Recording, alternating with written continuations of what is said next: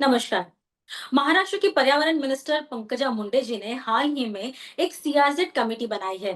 ये CRZ committee करती क्या है, मुंबई के रियल एस्टेट के लिए उसके कितने मायने हैं, आज उस पर हम चर्चा करेंगे। हमारे साथ जुड़ रहे हैं कोडाई एमसीएचआई के सीईओ केवल वलंबिया। केवल जी, स्वागत है आपका।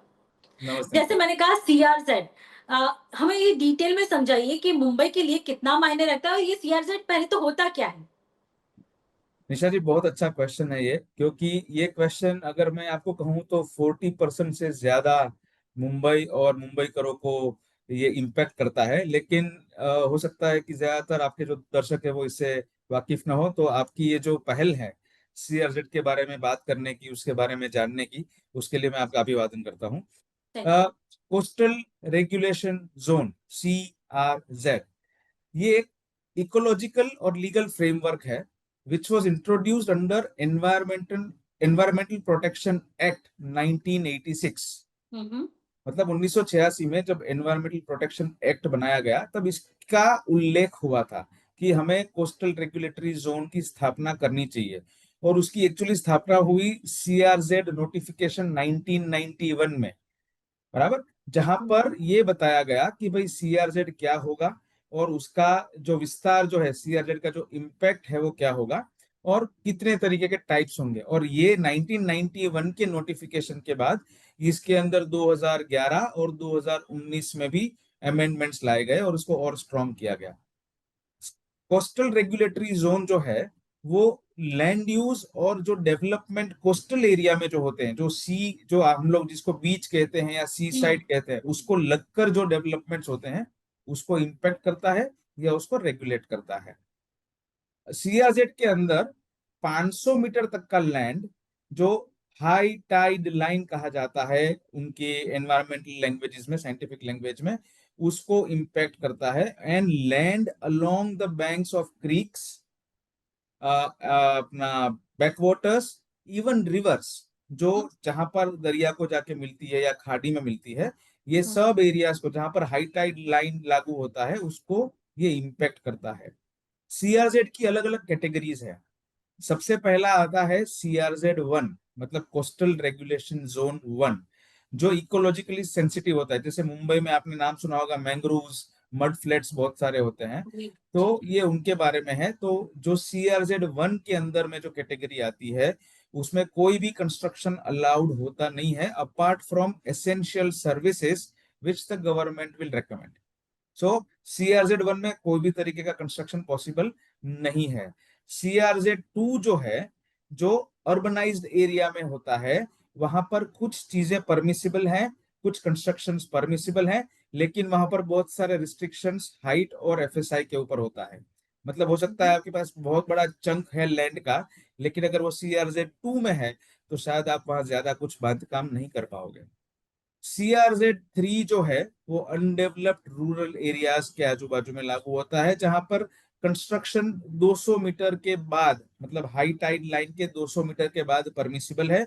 लेकिन उसमें भी रेगुलेशंस बहुत सारे हैं और उसमें बहुत सारी कठिनाइयां भी आती है, क्योंकि उसमें हम्म। रेगुलेशंस बहुत सारे हैं हाइट वगैरह के। और एक बहुत कम यूज किया जाता है CRZ 4, जिसकी हम ज्यादा बात नहीं करते हैं, वो होता है water bodies and sewer side के ऊपर, जहां पर फिशिंग अलाउड नहीं होता है, पोर्ट्स अलाउड नहीं होते हैं, शिपिंग एक्टिविटीज नहीं होती है। हालांकि ये कंस्ट्रक्शन और हाउसिंग से बाहर है, इसके लिए CRZ 4 की ज्यादा चर्चा नहीं होती है। अभी CRZ हमारे लिए इतना इंपॉर्टेंट क्यों है? जैसे मैंने शुरुआत में कहा, over 40% of greater Mumbai buildable land falls under CRZ। तो आप समझ सकते हो कि कितनी बड़ी तादाद की जो लैंड है जिसकी मैं बात कर रहा हूँ, जो हम्म। CRZ के अंदर आती है। और उसमें thousands of old and dilapidated buildings है, क्योंकि CRZ, जैसे मैंने आपको बताया, कि नोटिफिकेशन 1991 में आया, लेकिन उसके पहले जो बिल्डिंग्स बन चुकी है, जो आज की तारीख में पुरानी और हो सकता है कि वो खस्ता हालत में हो, ऐसी बहुत सारी हजारों बिल्डिंग्स हैं जो CRZ के दायरे में आती है और उनको रिडेवलपमेंट के लिए काफी मशक्कत करनी पड़ती है, क्योंकि वो प्रोटेक्टेड एरिया में आ जाता है। हम्म। स्पेशली ये सब एरियाज कहाँ पर है? Mainly mainly in South Mumbai, Juhu, Bandra, Mahim, Colaba, Worli, ये सब जो प्राइम मार्केट्स हैं, वहां पर मेजोरिटी ऑफ दिस लैंड्स हैं, जो आज की तारीख में भी सीआरजेड में होने की वजह से रीडेवलप नहीं हो पा रहे हैं। मुंबई जो है वो सीआरजेड टू की लाइन में आता है। मुंबई का जो विस्तार है, आपने देखा होगा मुंबई जैसे जो अपना जो ट्रायंगुलर एरिया है पेनिनसुला, तो हम्म। तीन तरफ सी है, तो तीनों तरफ से वो सीआरजेड टू में आता है। और जहां तक मेरा एमसीजीएम का और एसआरए का हमारा जो एस्टिमेट है, 1200 से ज्यादा बिल्डिंग है जो सीआरजेड टू में है, और वो स्टक हैं क्योंकि वो सीआरजेड नॉर्म्स को क्लियर नहीं कर पा रही है। और मुंबई की अगर आप बात करें तो करीब करीब 80 किलोमीटर की कोस्ट लाइन है मुंबई की, काफी लंबी कोस्ट लाइन है। एंड 40 से 42% of SRA schemes in South Mumbai will only fall under CRZ two और सीआरजेड थ्री। तो आप समझ सकते हो कि काफी बड़ा इम्पैक्ट है सीआरजेड का। And they have a direct and substantial impact on real estate, on housing, on redevelopment and infrastructure. ये बहुत ही बेहतरीन जानकारी आपने हमें दी है, पूरे सीआरज़ेड को कैसे समझना है, तो ये जो कोई आंसर सुनेगा उसको समझ में आ जाएगा कि मुंबई के लिए सीआरज़ेड क्या है और कौन से एरियाज़ में ये सीआरज़ेड बिल्डिंग या सीआरज़ेड रूल लागू होता है। अच्छा, तो हमने अभी सुना कि देखा कि पंकजा मुंडे जी ने एक सीआरज़ेड कमिटी बनाई है। ये कमिटी क्या करेगी? कौन होगा इस कमिटी में? जी, ये कमिटी एक्चुअली पहले से बनती आई है। हुँ, हुँ। हालांकि जान्यू और हर एक कमिटी का एक कार्यकाल होता है। तो जो पुरानी जो एमसीजेडएमए की जो कमिटी थी, उनका कार्यकाल जनवरी में समाप्त हुआ था। और उसके बाद एक प्रोसेस होता है जहां पर जो स्टेट गवर्नमेंट है, उन्होंने नई कार्यकारी समिति का जो चयन जो होता है वो करने से पहले सेंट्रल गवर्नमेंट को भेजना होता है। और सेंट्रल गवर्नमेंट की मंजूरी मिलने के बाद वो यहाँ पर इसका गठन कर सकते हैं। ऐसी जैसे मैंने कहा, ऐसी ऐसी टीम्स पहले भी बन चुकी है, ऐसी कमिटीज पहले भी बन चुकी है। और जो पुरानी कमेटी था उसकी उसके कार्यकाल की समाप्ति के बाद ये नई सीआरजेड कमेटी, एमसीजेडएमए कमेटी जिसको कहते हैं, उसका गठन किया गया है। और इसमें होता क्या है, क्योंकि ये कमेटी बहुत जरूरी है, क्योंकि हुँ, पहले हुँ। के जमाने में जब ये कमेटी स्टेट लेवल पे नहीं हुआ करती थी, अप्रूवल टाइमलाइंस अलग अलग प्रोजेक्ट्स की, चाहे वो गवर्नमेंट के इंफ्रास्ट्रक्चर प्रोजेक्ट हो या हाउसिंग के प्रोजेक्ट हो या रियल एस्टेट प्राइवेट डेवलपर्स के प्रोजेक्ट हो, उसको जो टाइमलाइन जो लगता था वो काफी लंबा था। करीब करीब 36 महीने तक लंबा चलता था, जिसको हम 3 साल तक की अवधि कहेंगे। और हुँ, उसकी वजह हुँ। से टाइमलाइंस डिले होते थे, प्रोजेक्ट डिले होते थे, और कॉस्ट जो है वो इन्फ्लेट होता था।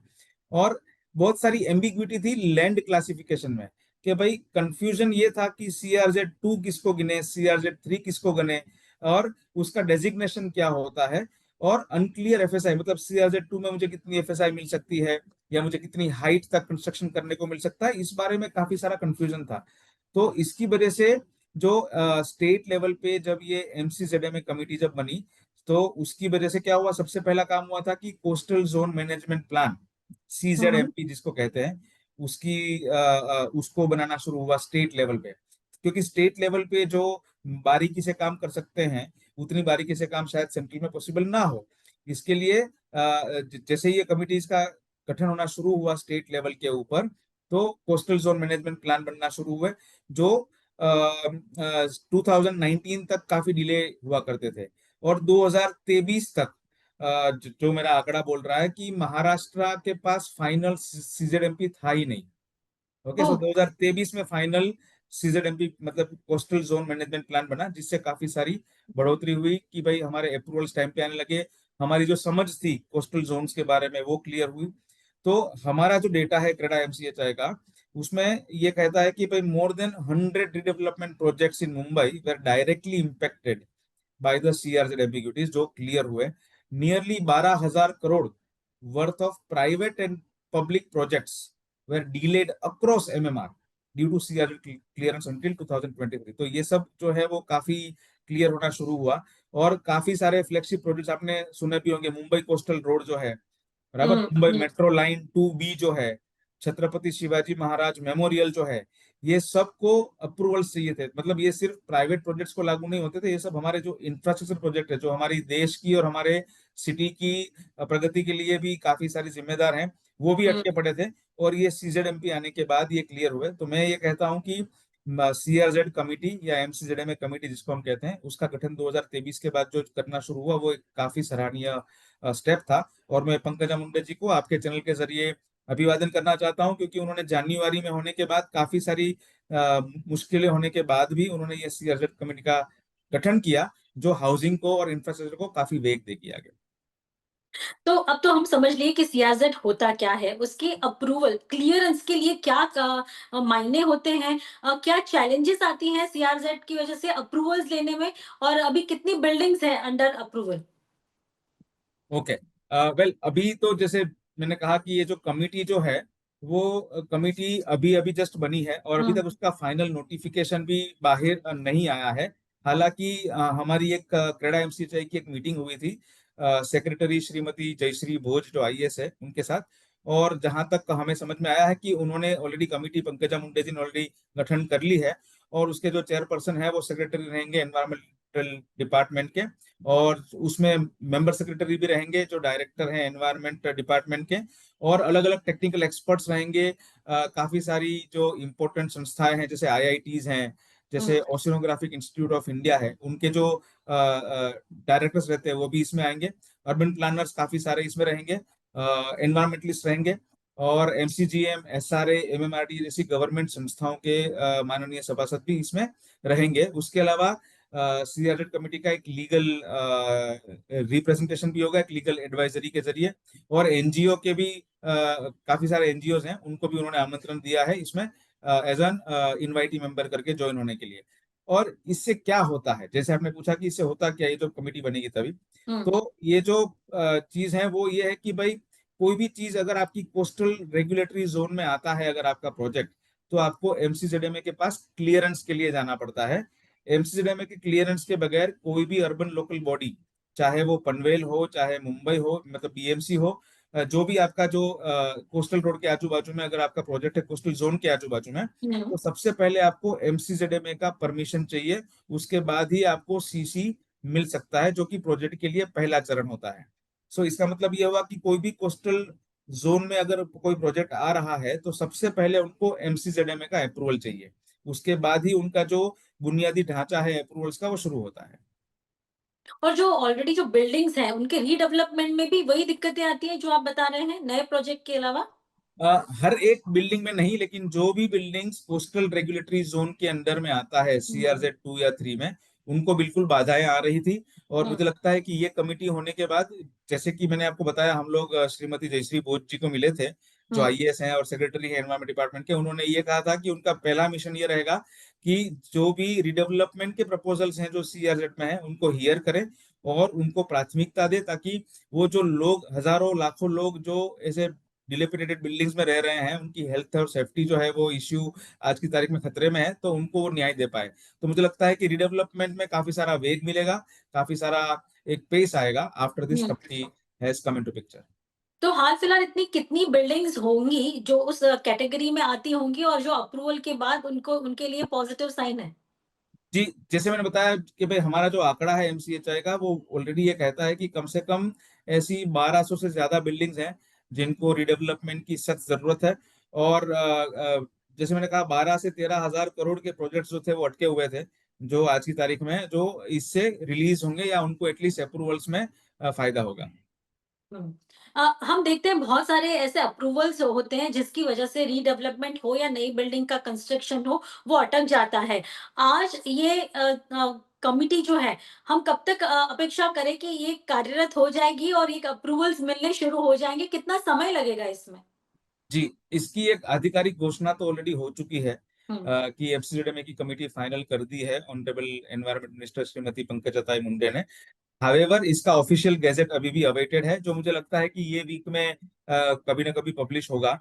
और इसकी वजह से मुझे लगता है कि जितने भी रिडेवलपमेंट में जो लोग राह देख के बैठे हैं, जिनकी बिल्डिंगें जो हैं जो पुरानी है रिडेवलपमेंट में वेट कर रही हैं और सीआरजेड में है, उनको ये ऑफिशियल गैजेट के लिए, मुझे लगता है कि मैं तो आपके दर्शकों को कहूंगा कि आपकी चैनल के माध्यम से, हम लोग जैसे ही ये गैजेट होगा, मैं आपको रिक्वेस्ट करूंगा कि आप अपने चैनल के माध्यम से अपने दर्शकों तक पहुंचाएं, जो आई थिंक नेक्स्ट वीक तक रिलीज हो जाएगी।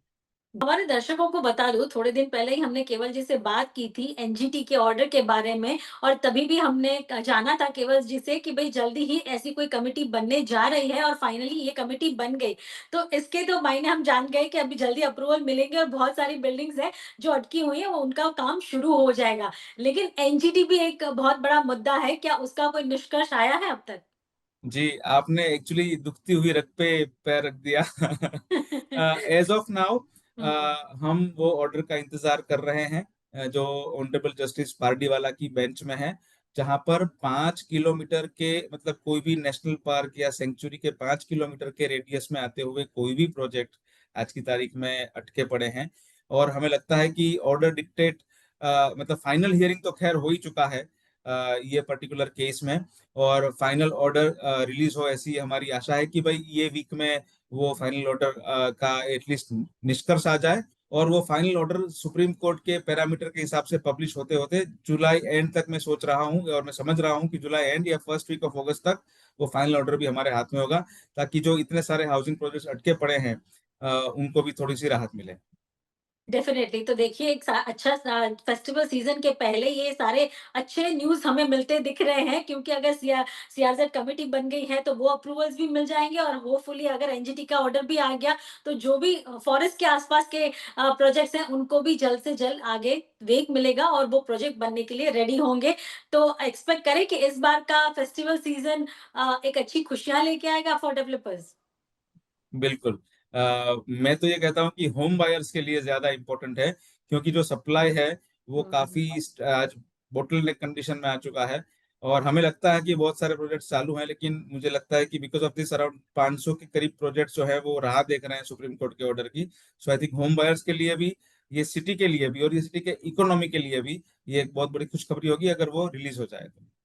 बिल्कुल, ऐसी आशा करते हैं, और बहुत-बहुत शुक्रिया आपने इस कहते हैं ना निर्णय पे हमारे हमारे साथ बातचीत की, हमारे दर्शकों तक ये पूरी डिटेल जानकारी पहुँचाई, इसलिए बहुत-बहुत शुक्रिया आपने समय निकाला।